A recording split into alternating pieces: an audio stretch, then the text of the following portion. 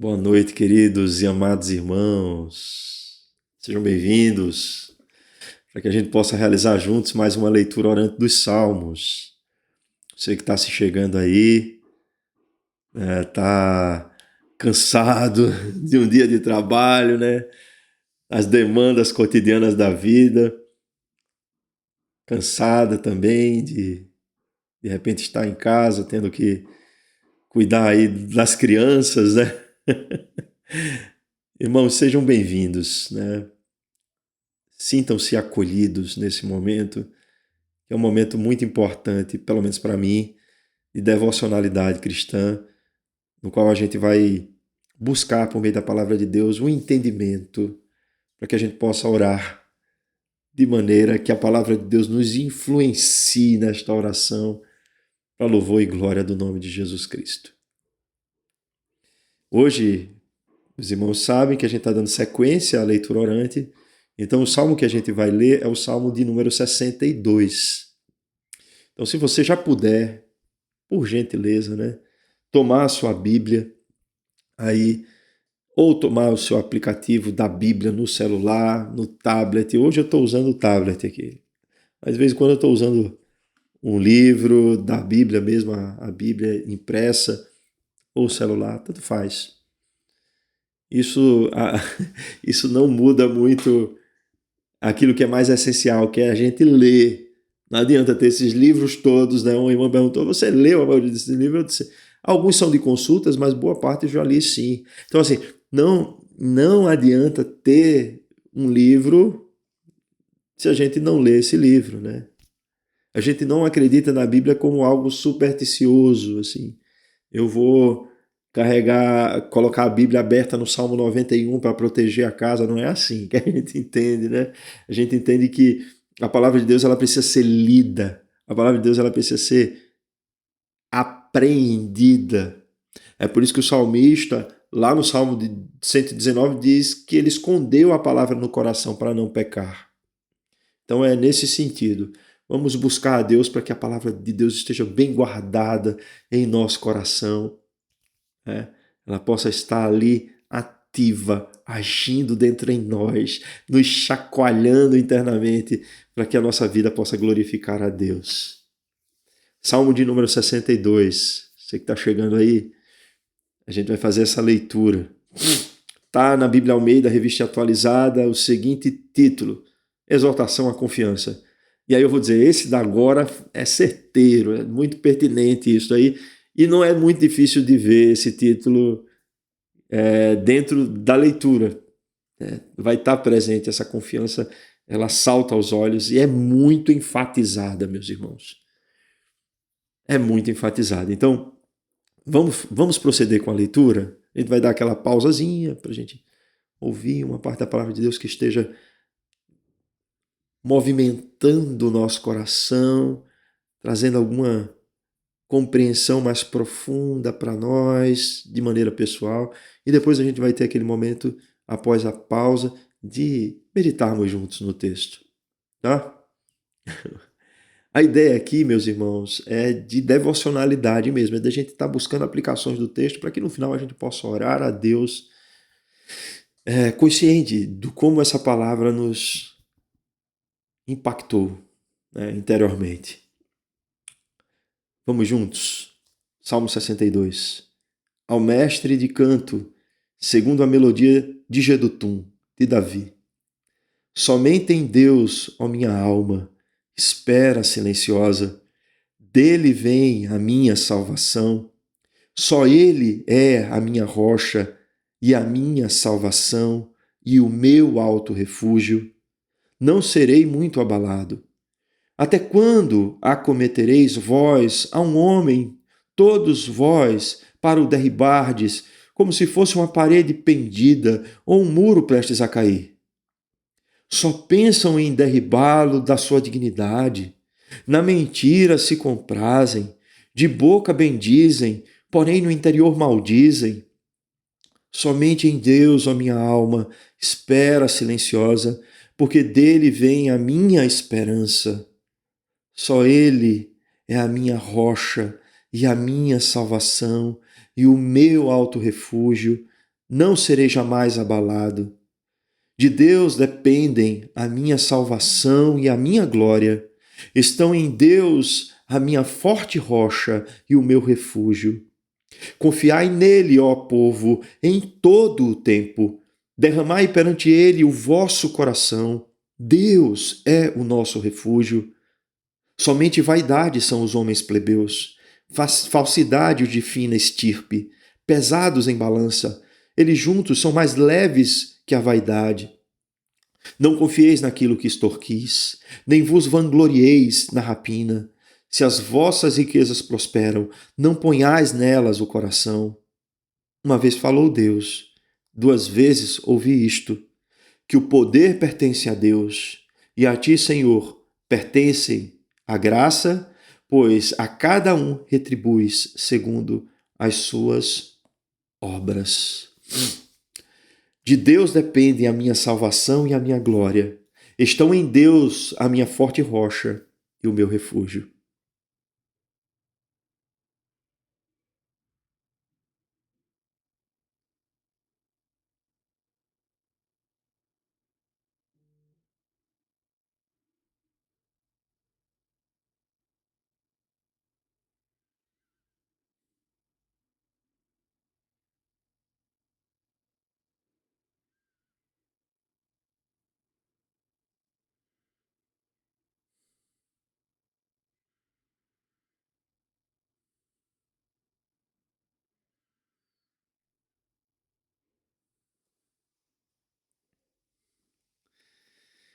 De Deus dependem a minha salvação e a minha glória. Estão em Deus a minha forte rocha e o meu refúgio. Amados irmãos, queridos irmãos, onde temos posto a nossa confiança? Essa é uma pergunta talvez a mais pertinente de todo esse salmo, porque essa pergunta ela move o nosso coração, ela faz com que tentemos perceber dentro em nós para onde aponta, para que direção temos posto a nossa esperança e a nossa confiança. Eu sei, irmãos, que naturalmente, se formos responder como se estivéssemos numa sala de escola bíblica dominical a essa pergunta, diríamos em Deus, né? Em Deus. De fato, assim, é em Deus que ela deve estar posta. Mas será que dentro em nós, em algumas situações, em alguns momentos, a nossa confiança ela não passa a ser posta em outros lugares? Será que a nossa confiança não passa a ser posta em algum tipo de fonte de segurança externa a Deus, diferente? Será que a nossa confiança ela não passa a ser posta naquilo que temos juntado de dinheiro para uma necessidade? Será que a nossa confiança não passa a ser posta no seguro do veículo que fazemos, aí por isso deixamos o veículo em alguns determinados lugares para que ele possa ser protegido? Será que a nossa confiança não está posta no plano de saúde que a gente paga caro, muitas vezes, por um excelente plano de saúde, para que caso a gente venha ter algum tipo de adoecimento, a gente possa ter esse plano de saúde e ter os melhores médicos nos assistindo para que nada de ruim possa nos acontecer? Onde é que está posta a nossa confiança? Esse salmo é um salmo que, meus irmãos, ele serve para nos inquietar, para nos inquietar, para que a gente possa perceber de fato isso. Não estou dizendo, meus irmãos, que a gente não deva fazer seguro de carro. Não estou dizendo que a gente não deva, quando pode, ter um bom plano de saúde. Não estou dizendo que a gente não deve ter precauções naquilo que a gente naturalmente vai fazer na nossa vida. Não estou falando nada disso. Eu estou falando como é que a gente tem agido nesse sentido, né? Se quando a gente sente alguma sensação de insegurança, nós temos ou não buscado a Deus na sua fonte, né? Nele mesmo. A gente tem primeiro lembrado-se dessas outras coisas que eu mencionei aqui. dá para ver-se nesse salmo que esse salmo é de fato um salmo daquele gênero literário bem conhecido que a gente já abordou várias vezes, que é um salmo de confiança. E esse salmo de confiança ele foi escrito muito provavelmente pelo rei Davi. Ele tem muitas semelhanças de palavras com o salmo anterior. Talvez ele tenha sido colocado aqui exatamente nesse lugar por conta disto. O problema, meus irmãos, é que esse salmo ele não traz aqui uma situação específica, um contexto histórico no qual ele foi escrito. E talvez, meus irmãos, isso seja o menos importante aqui. Porque em todo tempo, né? Em toda situação, devemos confiar em Deus. É isso que está escrito aí no verso 8. Confiai nele, ó povo, em todo o tempo. Não é por conta de uma determinada situação exclusivamente. Possa ser que o salmista até tenha composto em uma determinada situação em que essa confiança precisou ser evocada. Mas, entendam, não é só numa determinada específica situação que a gente deve buscar a Deus confiantemente. A gente deve buscar a Deus em todo o tempo. Devemos confiar em Deus em todo o tempo. Esse é um salmo cantado, né? E ele tem duas partes. A primeira parte que você vai ver vai do verso 1 ao verso 4, em que o salmista conclama a sua alma a confiar em Deus, a esperar em Deus. E ele traz algumas questões que são particulares sobre alguns homens, né, que estavam querendo derrubá-lo, que estavam querendo, por meio de ações ardilosas, tirá-lo do seu lugar. Então, assim, ele reforça que, a despeito deles, a confiança estaria em Deus, porque Deus é o Deus da sua salvação. E depois, do verso 5 ao verso 12, a gente vai ter também, né, começando-se com essa mesma sentença de que somente em Deus a minha alma espera silenciosa, essa clareza de que é um salmo que busca em Deus, o salmista busca a Deus como fonte de segurança, fonte de salvação, só que aqui, nessa segunda parte, ele detalha, né, questões sobre que devemos confiar em Deus também, não só individualmente, mas como povo. E que aqueles que vivem confiando nas suas próprias riquezas e no seu poder, eles o fazem porque eles não percebem que essas coisas são transitórias, são vãs. E que não vão dar a eles, no fim das contas, aquilo que eles tanto pleiteiam. E por final, ele reforça isso, traz mais uma ênfase, né? De se confiar em Deus aí no versículo 11 e 12, porque o verdadeiro poder, o poder absoluto, o poder total, só Deus tem. Nenhuma outra coisa, nem ninguém pode conquistá-lo, né? Porque isso é uma atribuição exclusiva de Deus. E, portanto, a gente deve buscar a Deus com esse reconhecimento de que Ele é todo-poderoso. Enfim, vamos nos debruçar um pouco mais aqui no texto. Ele diz assim: somente em Deus, ó minha alma, espera silenciosa, dele vem a minha salvação. Só ele é a minha rocha e a minha salvação, e o meu alto refúgio, não serei abalado. O que me chama a atenção, meus irmãos, de início, é a expressão somente e depois só. O que é que isso nos diz, né? É que Deus, ele não aceita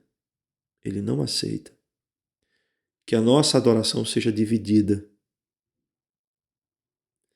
Ele não aceita que a nossa confiança, como expressão de adoração e de culto prestado a Ele, esteja posta em nenhum outro. Deus, meus irmãos, nesse sentido, Ele é a fonte primária da nossa salvação. É por meio dele que as coisas que acontecem ao longo da nossa vida não são capazes de nos destruir.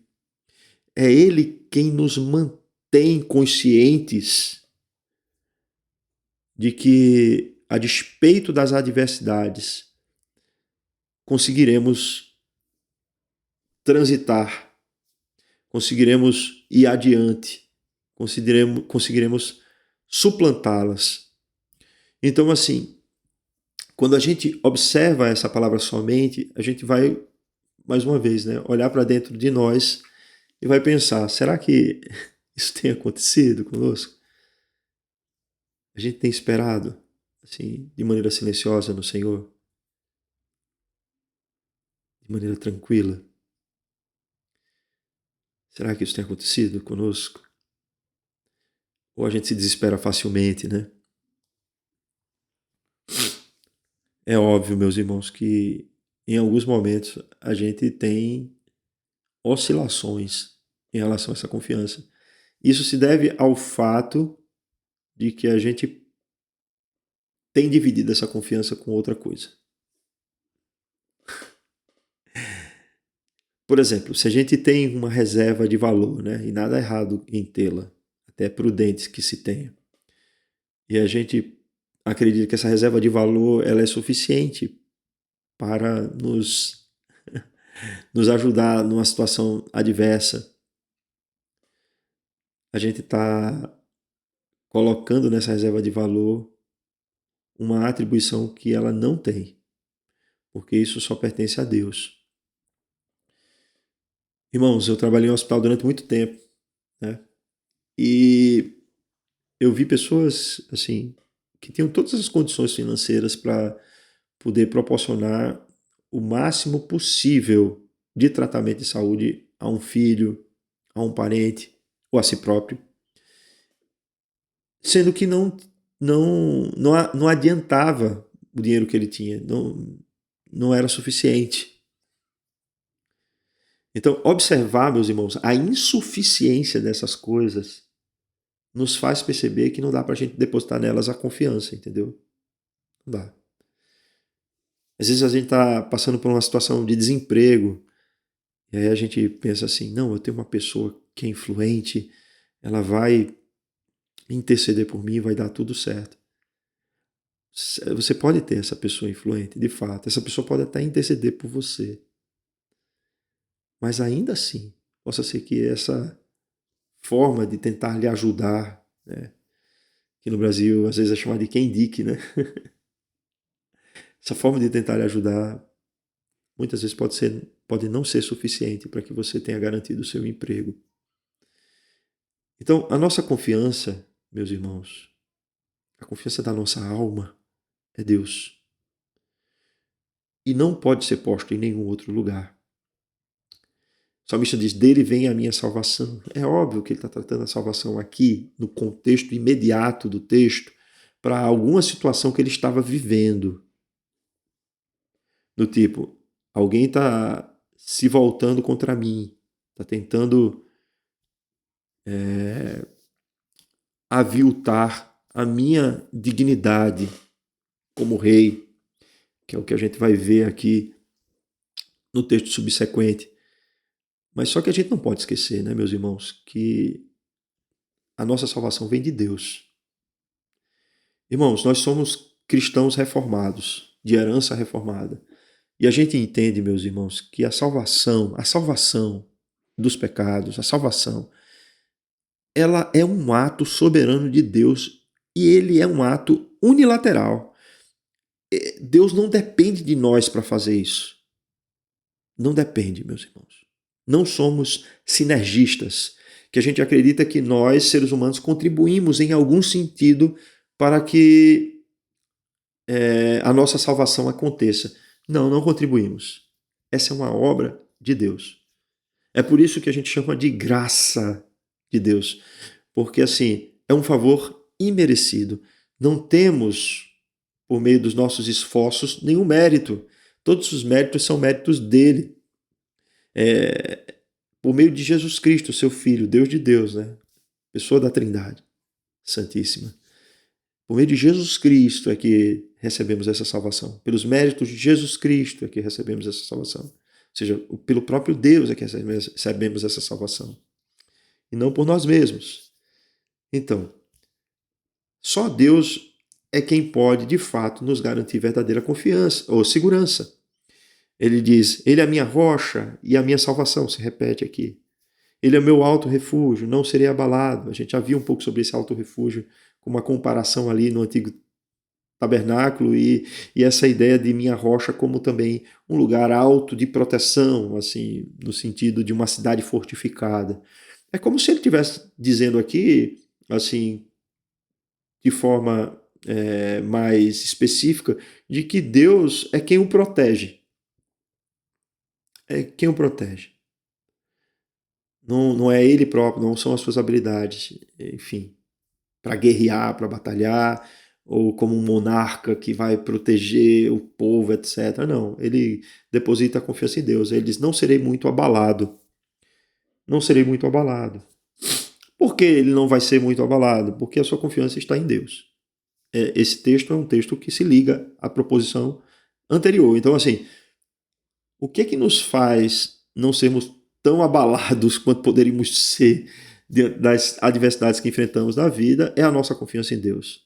É depositarmos nele a nossa segurança, porque ele é o autor da nossa salvação. Então, autor e consumador, né? Também por meio da fé.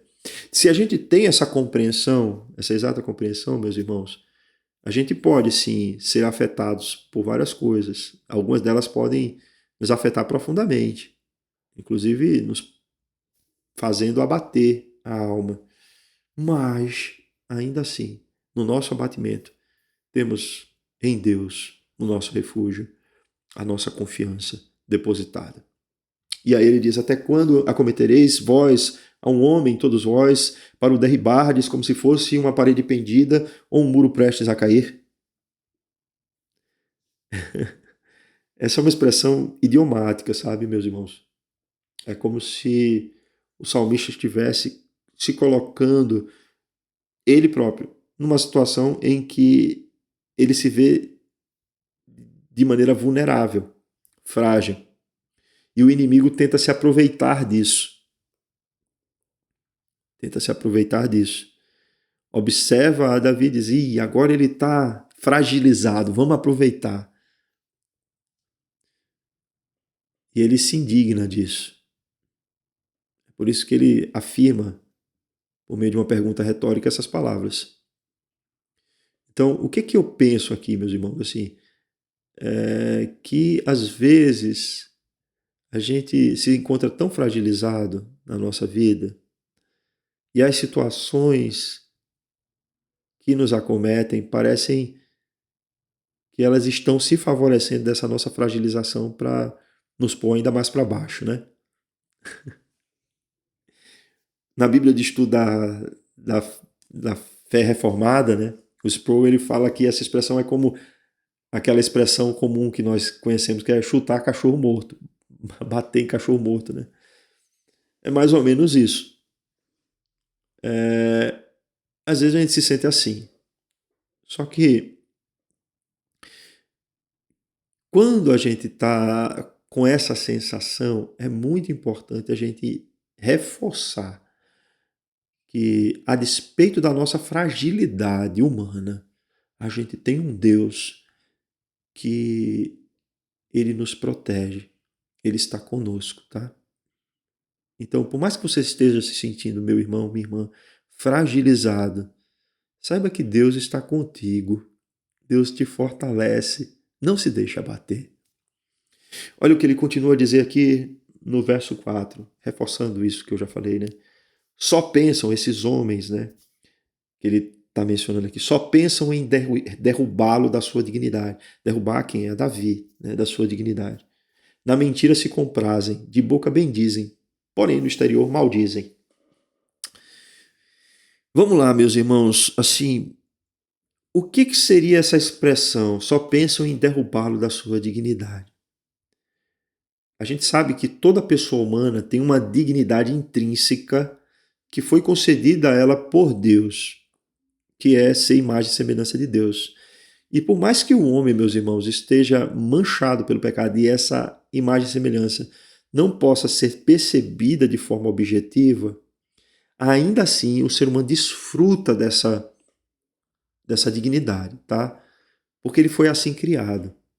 Porém, a dignidade a que o salmista se refere aqui é do seu ofício como rei. Do seu ofício. Então, as pessoas parecem querer depor o rei. É uma deposição, parece que esses homens, se mancomunando para agir contra o reinado de Davi, né? Só pensam em derrubá-lo da sua dignidade. Está falando desse ofício. Na mentira se comprazem, de boca bendizem, porém no interior maldizem. E o que o salmista percebe aqui? É que esses homens, eles são homens falsos. São pessoas que agem com falsidade. Aparentam ser uma coisa diante dele, elogiando Davi, talvez, né? Ou fazendo com que Davi tenha uma percepção de que eles são favoráveis a Davi e ao seu reinado, mas por trás eles ficam criando mentiras, uma rede, uma teia de mentiras. Para quê? Para que possa derrubar Davi do seu governo. E aí, meus irmãos, diante dessa situação, não há muito o que Davi fazer, né? Imagine, Davi ter que sair falando de pessoa para pessoa que ele não é isso que as pessoas estão dizendo dele, né? Isso seria, assim, no mínimo estranho, né? Porque, assim, as pessoas iam desconfiar muito mais. Mas Davi, ele confia em Deus. Ele confia na ação de Deus. Deixa eu falar uma coisa, meus irmãos. A gente não precisa ficar falando para as pessoas o quão correto nós somos nas nossas atitudes e comportamentos. Não precisa fazer isso, né? Quando alguém faz alguma falsa acusação, um falso testemunho ao nosso respeito, as nossas atitudes, elas durante o curso da nossa vida, né, elas dão muito mais evidências de quem nós somos, né, ou de como nós temos agido, do que as nossas palavras. Então, se alguém, meu irmão, minha irmã, você sabe que está falando alguma coisa errada de você, não busque se retratar necessariamente, não precisa. Quando alguém faz isso comigo, eu nem faço questão, né, de querer me retratar. Por quê? Porque a pessoa que está dizendo isso, ela própria vai cair ao invés de me derrubar. Ela própria vai demonstrando quais são as suas reais intenções. Então não vale a pena estar nesse tipo de seara, né, meus irmãos? Porque a gente tem que buscar a Deus e confiar nele. O maledicente vai sempre existir, ele vai continuar falando mal a seu respeito. Ele não fala a realidade do que acontece, ele cria um cenário para que ele possa reforçar aquilo que ele está dizendo, né? Mas Deus vê todas as coisas. Não estou dizendo com isso, meus irmãos, que a gente deve ser pueril. É óbvio que não, né? A gente percebe as ações maldosas, né? Especialmente um adulto, não estou falando uma criança, mas um adulto percebe, né? E se estuda um pouquinho de psicologia, dá para perceber ainda muito mais, não é verdade? Mas só que essas questões, elas precisam ser tratadas lembrando daquilo que Paulo escreveu em Efésios, no capítulo 6, que a nossa luta não é contra a carne nem sangue, mas contra os principados e potestades, né? Contra os poderes desse século, nas regiões celestiais. Então a gente deve travar essa luta, meus irmãos, também nesse mesmo cenário, buscando a Deus em oração, colocando diante de Deus as nossas questões, tá? E aí, no verso 5, se abre a segunda parte do Salmo, com uma frase semelhante à do primeiro verso. Na verdade, os dois primeiros versos se assemelham muito ao verso 5 e 6, quando o salmista Davi diz: somente em Deus, ó minha alma, espera silenciosa, porque dele vem a minha esperança. No começo ele tinha dito: dele vem a minha salvação, aqui dele vem a minha esperança. Há um paralelo entre essas duas palavras? Sim. E aqui, assim, esse paralelo é de que a salvação pretendida por Davi era também a proveniente de Deus.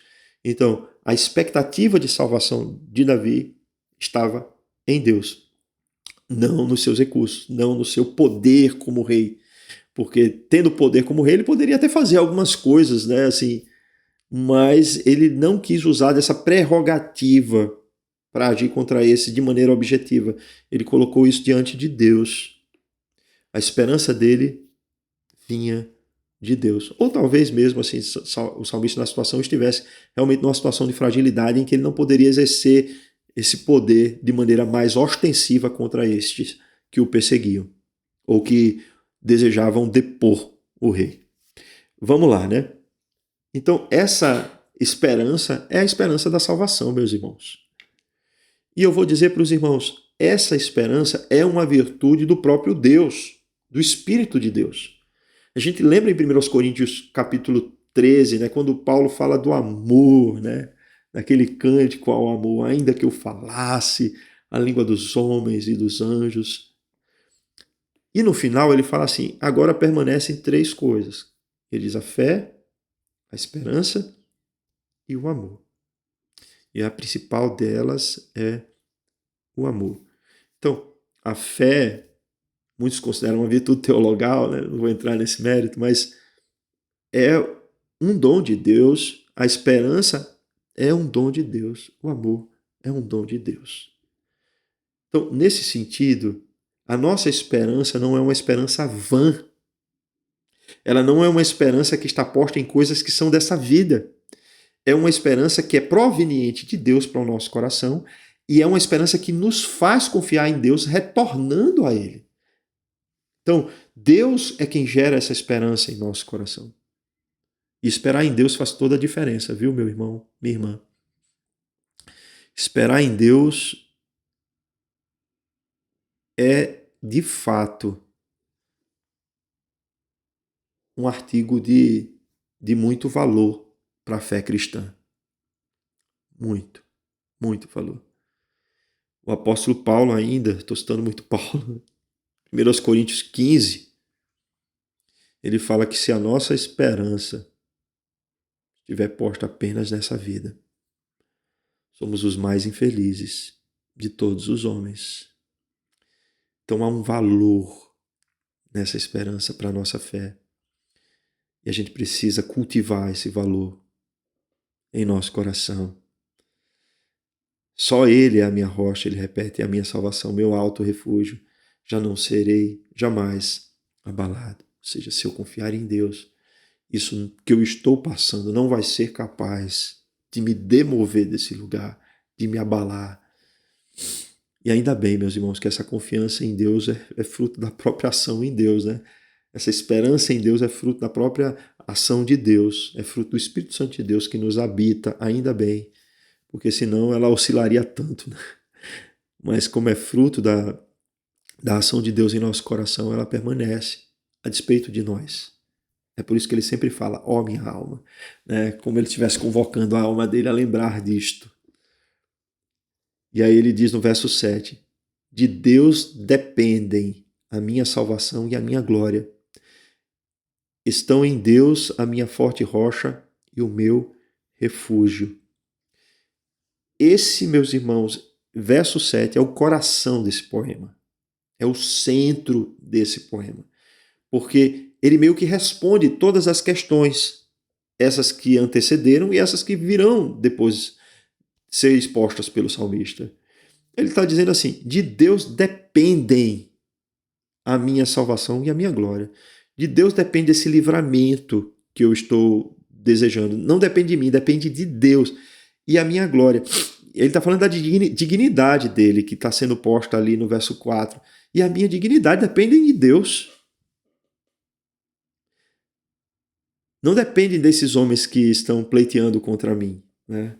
Elas dependem de Deus, de Deus. Estão em Deus elas, a minha forte rocha, o meu refúgio. Então, qual é a ênfase aqui? É que a confiança do salmista não está posta em nenhum outro lugar senão no próprio Deus. A dignidade dele como rei depende de Deus. A salvação dele, ou o livramento dos seus inimigos, depende de Deus. Aí eu posso fazer uma aplicação aqui, meus irmãos. Por mais que a gente venha a ser mal falado por alguma coisa que não fizemos, injustamente, né? O que faz a diferença, no fim das contas, não é o que as pessoas dizem ao nosso respeito.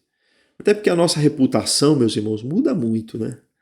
A depender do lugar de onde as pessoas nos veem. Por exemplo, pessoas que são contrárias ao Evangelho da graça de Jesus Cristo e sabem que somos cristãos, e elas entendem o cristianismo como um obstáculo para, por exemplo, para certas pautas progressistas e etc., nós somos vistos como um empecilho por essas pessoas. Um empecilho.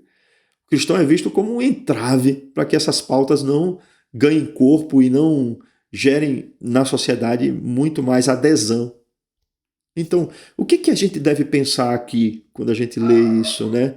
É que a nossa dignidade está condicionada a Deus, meus irmãos. Nossa salvação está condicionada a Deus. Ela não depende daquilo que as pessoas imaginam ao nosso respeito e nem dependem de nós. Tudo isso está condicionado a Deus. Não é? Então, se as pessoas que nos maldizem, as pessoas que nos difamam, elas o fazem isso por conta de uma perspectiva de visão em que a nossa reputação como cristãos as incomoda, por que a gente vai se incomodar com isso? Hein? Essa é a pergunta.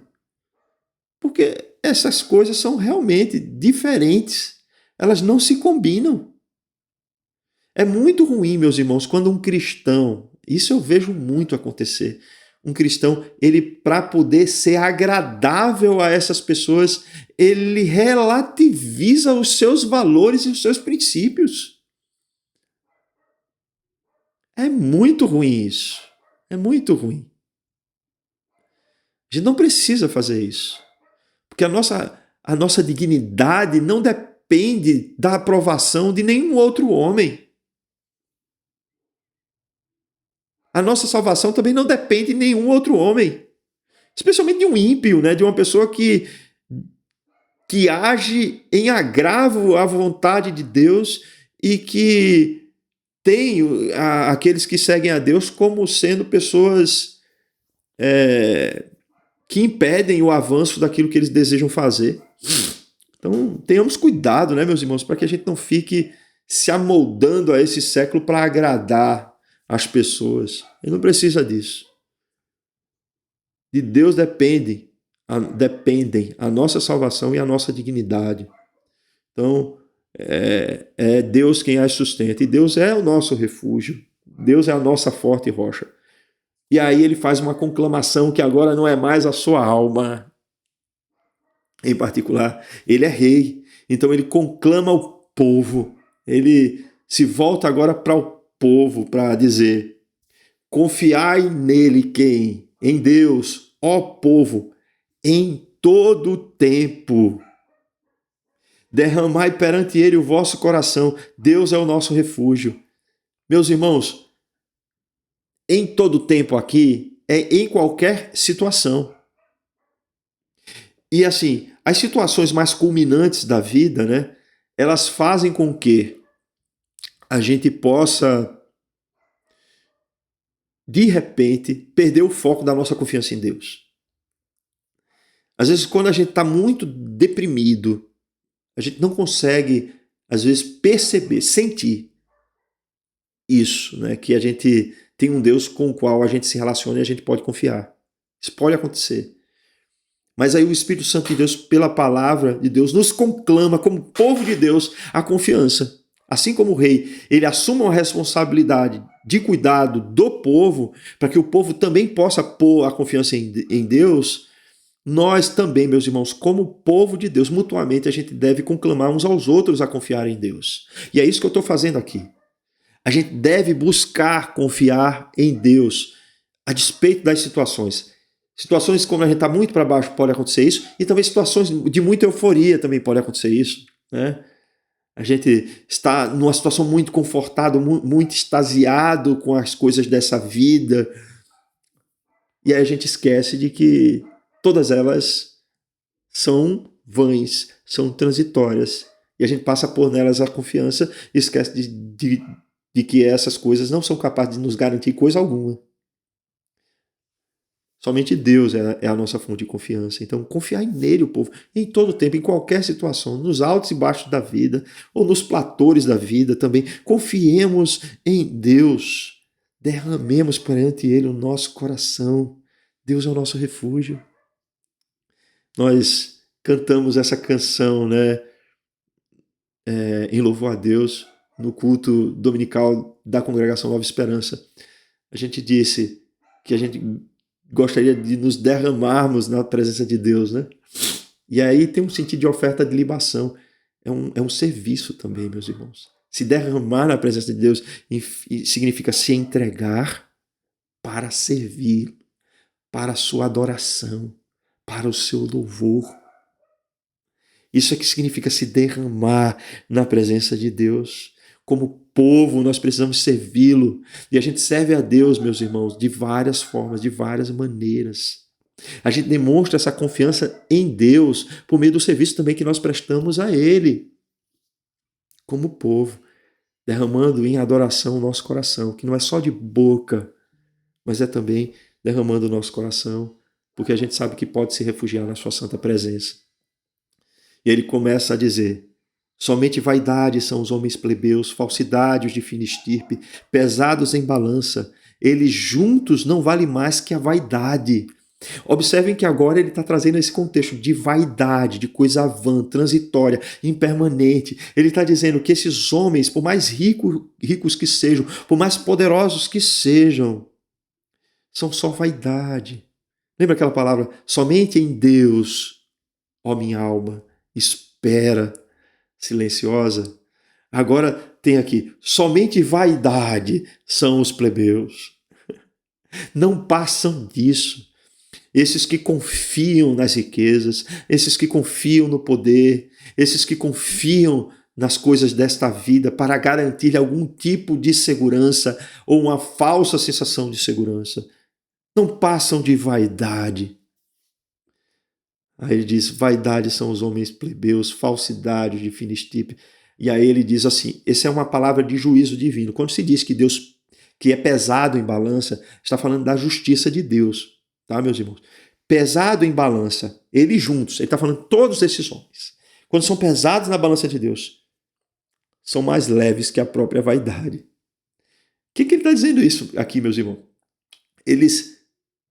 O valor que eles têm ainda é menor do que aquilo que eles põem a confiança.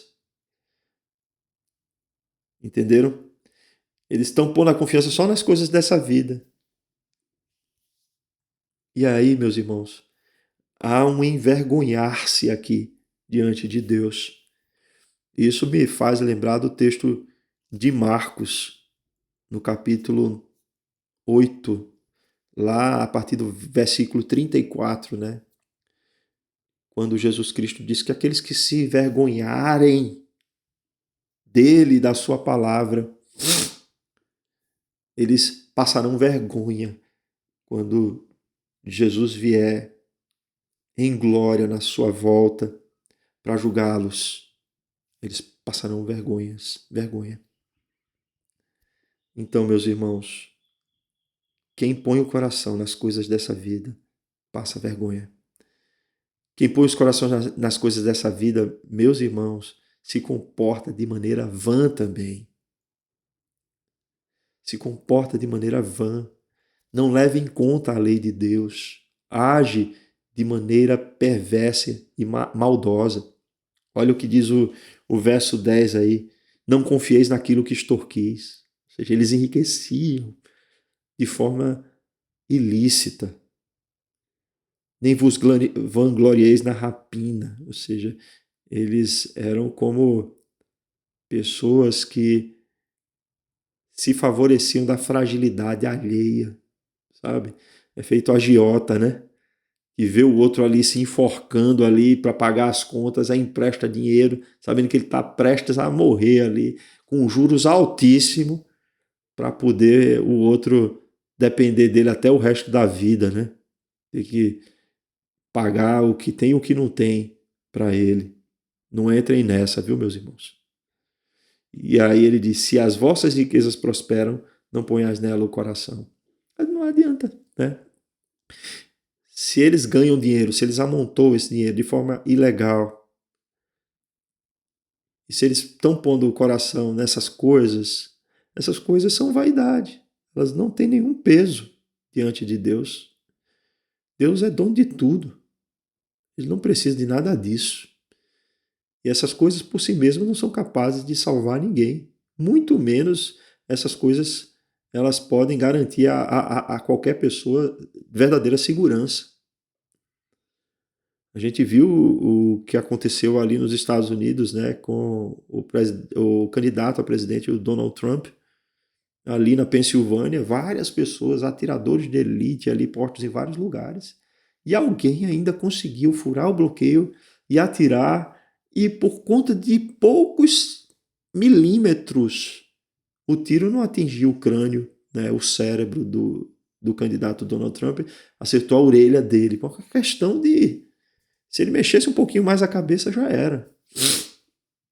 Observem aí, né, meus irmãos, que há, assim, por mais que a gente ache que consiga criar situações de segurança, essas situações são vãs. Por mais que a gente ache que o poder e a riqueza é capaz de fazer com que a gente não dependa de Deus, isso é um ledo engano. Não vale a pena. E aí, a conclusão do Salmo é muito interessante, porque ele diz: uma vez falou Deus, duas vezes ouvi isto, que o poder pertence a Deus, e a ti, Senhor, pertence a graça, pois a cada um retribuis segundo as suas obras. Entendam isso. Essa é uma expressão até mesmo usada em provérbios, né? Em escritos sapienciais. Uma vez falou Deus, duas vezes ouvi isto. Isso é uma expressão, meus irmãos, para chamar a atenção. É uma expressão de ênfase. E o que o salmista Davi ele quer chamar a atenção depois de ter dito tudo isso sobre a confiança em Deus e sobre a vaidade daqueles que confiam no poder e nas riquezas desse mundo? É que no fim das contas, o poder mesmo, pertence a Deus. É Deus que tem todo o poder no céu e na terra. É Deus que tem.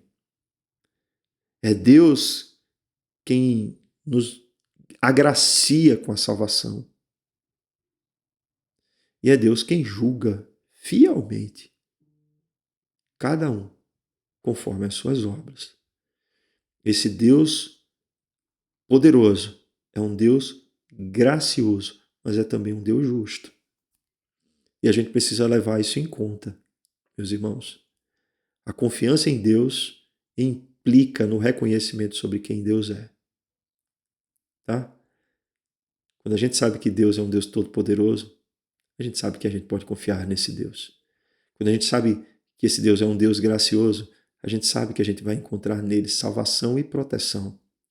Quando a gente sabe que esse é um Deus justo, a gente sabe que a gente não deve temer o inimigo, nem deve se vingar. A gente deve colocar tudo isso diante dele, para que ele tome providências em nosso favor. Vamos orar a Deus.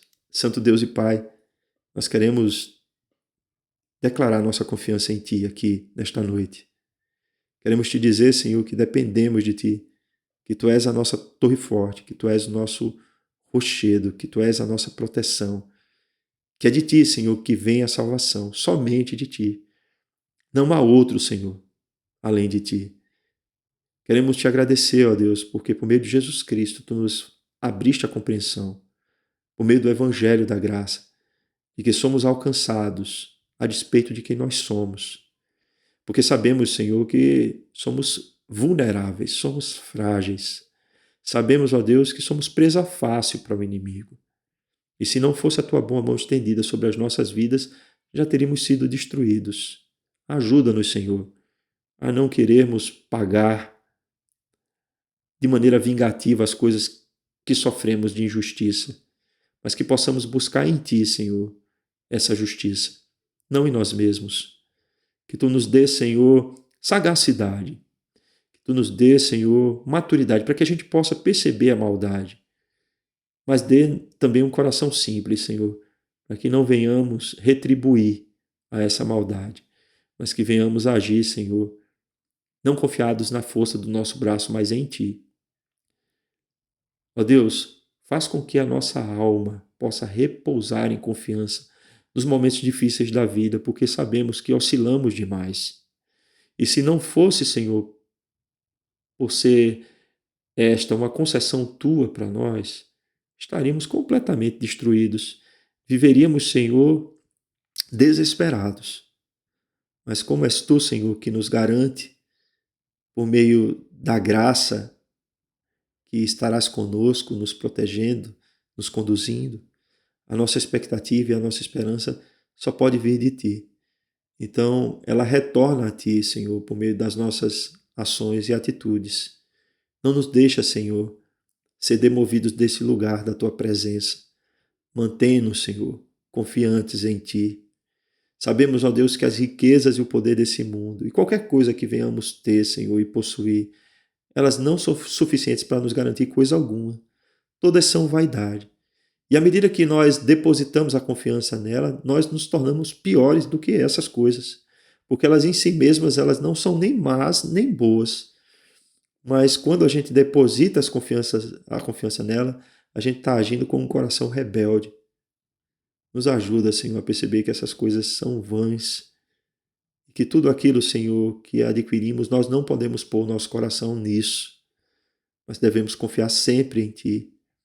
Nos ajuda, ó Senhor Deus, a perceber que Tu és um Deus poderoso e por isso confiamos em Ti. Que Tu és um Deus gracioso, por isso confiamos em Ti. Que Tu és um Deus justo, por isso confiamos em Ti. Faz isso, Senhor, com cada um de nós, aplicando a Tua palavra em nossos corações. Essa é a nossa oração em nome de Cristo Jesus. Amém e amém. Irmãos, que Deus nos abençoe e até a próxima leitura orante dos Salmos.